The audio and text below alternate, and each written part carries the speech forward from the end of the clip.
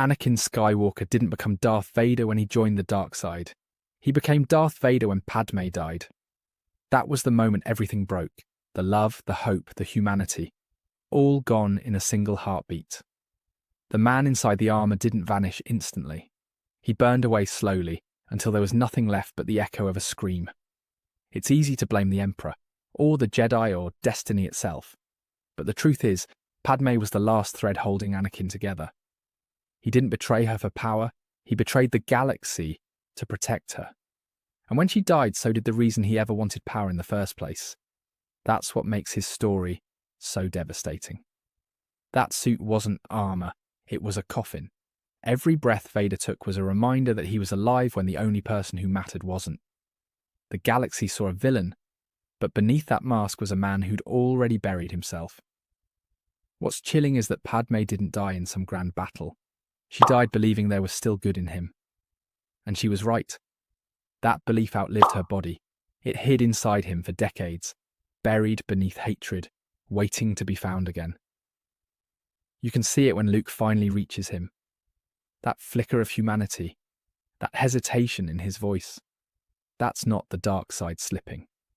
That's Padme's ghost whispering through the cracks in the mask. The love that destroyed him also saves him in the end. In this video, we'll explore how Padme's death became the real birth of Darth Vader, how her loss shattered Anakin's humanity, and why one woman's final breath changed the fate of the galaxy forever. But when Anakin Skywalker turned to the dark side, it wasn't truly the birth of Darth Vader, it was the prelude. His fall wasn't complete until Padme Amidala took her final breath. Up until that moment, there was still something human left inside him. The twisted irony of it all is that Anakin didn't turn evil out of hate. He did it out of love.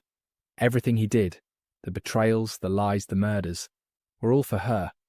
For years, Padme represented the one thing Anakin could never control but always needed. She was his tether to the world outside the Jedi Code. When he dreamed of her dying, that fear consumed him. And instead of facing it, he tried to bend reality itself to his will. He believed that power could rewrite destiny, that love could justify anything. And that's where the darkness found him. When he pledged himself to Sidious, he thought he was saving her life. That's the tragedy.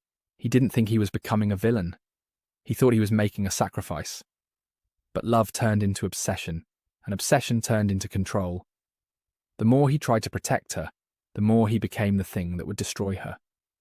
Padme's death wasn't just the loss of a person, it was the destruction of an identity. Anakin wasn't a Jedi anymore, but he wasn't truly Sith yet either. He was caught in limbo, half man, half shadow. And when she died, that final thread snapped. The guilt, the grief, the horror, all fused together and forged the monster in the suit. You can see it in the transformation scene. He wakes up encased in machinery, a symbol of everything unnatural he's become. The first words out of his mouth aren't about the Empire, or power, or revenge. They're about her. "Where is Padme?" he asks, his voice trembling beneath the mechanical tone. That's not Darth Vader speaking. That's Anakin's ghost gasping for air. And when Sidious tells him she's dead, that's the final blow. The scream that follows isn't rage, it's birth. It's the last sound Anakin ever makes before the machine takes over. His love for Padme dies, and what's left is something colder. Not a man trying to save her, but a monster avenging her memory by destroying everything else. In that moment, Darth Vader isn't born from ambition or greed. He's born from grief, from the unbearable realization that his attempt to cheat death only caused it. It's the cruelest twist the Force could deliver. For the rest of his life, Vader isn't motivated by domination. He's motivated by denial. Every planet he burns, every rebel he kills, it's all to prove the lie that this new life means something. But deep down it doesn't. It's just the echo of love rotting inside armor. Padme didn't just die. She was erased from history, and so was Anakin. What survived wasn't a man. It was a wound given form. Darth Vader wasn't created by the dark side. He was created by love that couldn't let go. Anakin's greatest flaw was his obsession with control. The Jedi taught him to let go, but he never learned how. Growing up as a slave left scars the Force couldn't heal. He spent his entire life terrified of losing people, his mother, his friends, his freedom. And when the visions of Padme's death began, it wasn't prophecy. It was trauma wearing the mask of destiny. The tragedy is that every attempt to control fate brought him closer to it.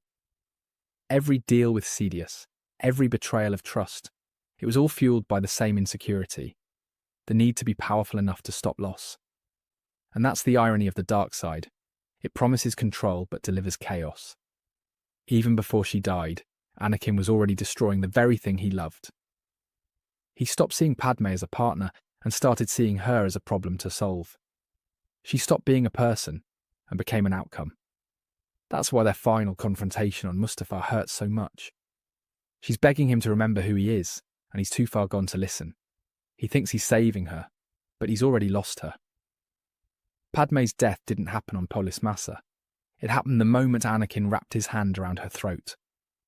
The body survived for a few more hours, but the love that once existed died in that instant. When the doctors say she lost the will to live, it isn't bad writing, it's poetic truth. Her heart broke before her body did. And that's what makes the story so haunting. Anakin didn't kill Padme out of hate. He killed her out of fear. The same fear he was trying to escape. Fear of being powerless. Fear of being alone. The same fear that made him reject Obi-Wan, defy the Jedi, and kneel before Sidious. It all circles back to the same wound. When people talk about Vader as the face of evil, they forget that he wasn't born from greed or glory. He was born from panic. Every breath inside that suit is the sound of a man still trying to breathe life back into a ghost. That's why he keeps chasing rebellion after rebellion. It's not conquest, it's distraction. In that sense, the dark side didn't create him, it exploited him. Sidious didn't need to manipulate his ambition, he only had to feed his fear, and Padme's death sealed the deal. Once she was gone, there was nothing left for the light to hold on to. Anakin's story isn't about the fall of a hero, it's about the corruption of love. Because love without trust or acceptance curdles into possession, and possession always ends in destruction. So when Vader looks into the stars, silent behind his mask, he's not dreaming of conquest. He's grieving in secret, forever trapped between love and loss. The galaxy sees a tyrant, but underneath, it's still the boy who couldn't save his mother, now doomed to lose her all over again. Even after Padme's death, she never really left him. Her memory haunted every decision he made. Vader's entire existence became a shrine to what he destroyed. Every mechanical breath was a reminder of what his humanity cost him. He wasn't a man of flesh anymore.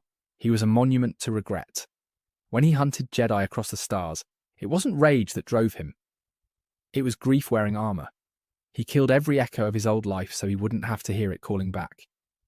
And yet the irony is that every act of violence just brought her closer. Because the more he destroyed, the more he remembered why he started. Sidious tried to convince him that Padme's death made him stronger. But it actually made him hollow. You can't build power on top of pain.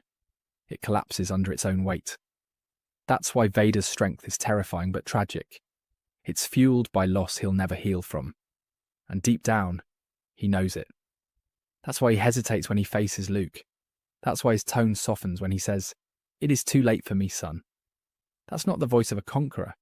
It's the voice of a man who's been grieving for 20 years. Luke isn't just his child, he's Padme's legacy, the only proof she ever existed. Luke's compassion breaks the curse. For the first time since Mustafar, someone looks at him and sees the man underneath. And in that moment, Anakin Skywalker claws his way out from under Darth Vader's shadow. It's not redemption through heroism, it's redemption through memory. When Vader kills Sidious, it's not about the Force or prophecy. It's about love. He finally stops trying to control destiny and simply accepts it. The same fear that once killed Padme now saves her son. That's the full circle of Anakin's tragedy. What he couldn't do in life, he finally does in death. And that's why Padme's death matters so deeply.